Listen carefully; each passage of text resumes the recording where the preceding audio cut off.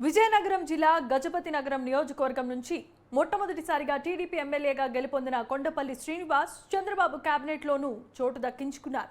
రాజకీయ కుటుంబం నుంచి వచ్చిన శ్రీనివాస్కు అనూహ్యంగా టీడీపీ నుంచి టికెట్ లభించింది. ఈ ఎన్నికల్లో ఆయన ప్రత్యర్థి బొత్స అప్పల నర్సయ్యపై గెలుపొందారు. ఇదే సమయంలో ఈ నియోజకవర్గం నుంచి 28 ఏళ్ల తర్వాత మంత్రి పదవి దక్కించుకున్న నాయకుడిగా రికార్డును సృష్టించారు. సాఫ్ట్వేర్ నిపుణుడి నుంచి మంత్రి వరకు ఎదిగిన శ్రీనివాస్ ప్రస్థానంపై న్యూస్ 360 రిపోర్ట్.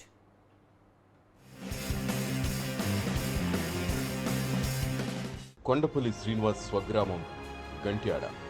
ఆయనకు భార్య లక్ష్మీ సింధు, కుమారుడు విహాన్, కుమార్తె మేధా ఉన్నారు. గ్రామీణ నేపథ్యం నుంచి వచ్చి ఉన్నత చదువులు చదివి విదేశాల్లో సాఫ్ట్వేర్ నిపుణులుగా పనిచేశారు. తన వృత్తిలో భాగంగా అనేక దేశాలు తిరిగి జన్మభూమికి సేవ చేయాలన్న ఆలోచనతో సొంత ప్రాంతానికి వచ్చేశారు.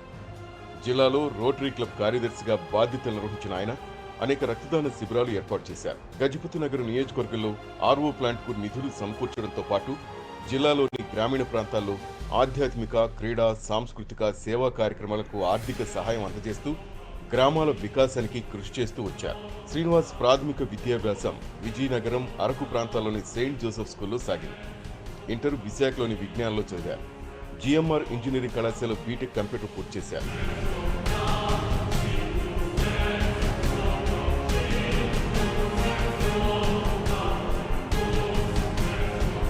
ఉన్నత విద్య కోసం అమెరికా వెళ్లి కంప్యూటర్ సైన్స్ లో మాస్టర్ డిగ్రీ చేశారు.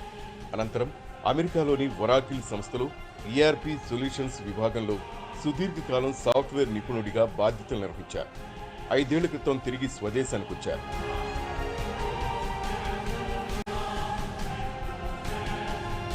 తెలుగుదేశం పార్టీ ఆవిర్భావం నుంచి కొండపల్లి కుటుంబం పార్టీలోనే ఉంది. ఆయన కుటుంబానికి 3 తరాల రాజకీయ నేపథ్యం ఉంది.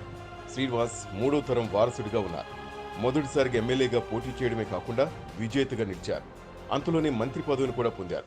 కొండపల్లి శ్రీనివాస్ అనే నేను శాసనం ద్వారా నిర్మితమైన భారత రాజ్యాంగం పట్ల నిజమైన విశ్వాసం, విధేయత చూపుతానని, భారతదేశ సార్వభౌమాధికారాన్ని, సమగ్రతను కాపాడుతానని, ఆంధ్రప్రదేశ్ రాష్ట్ర మంత్రిగా నా కర్తవ్యాలను శ్రద్ధతో, అంతఃకరణ సిద్ధతో నిర్వహిస్తానని, భయం కానీ, పక్షపాతం కానీ, రాగద్వేషాలు కానీ లేకుండా రాజ్యాంగాన్ని, శాసనాలను అనుసరించి ప్రజలందరికీ న్యాయం చేకూరుస్తానని దైవ సాక్షిగా ప్రమాణం చేస్తున్నాను.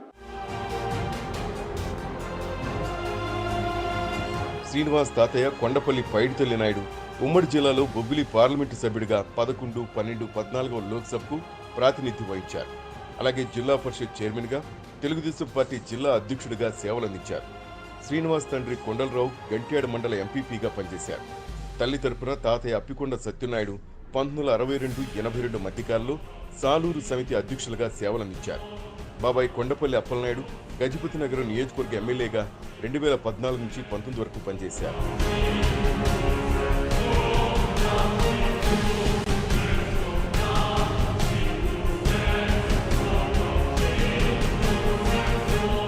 గజపతి నగరం నియోజకవర్గం 1955లో ఏర్పడింది.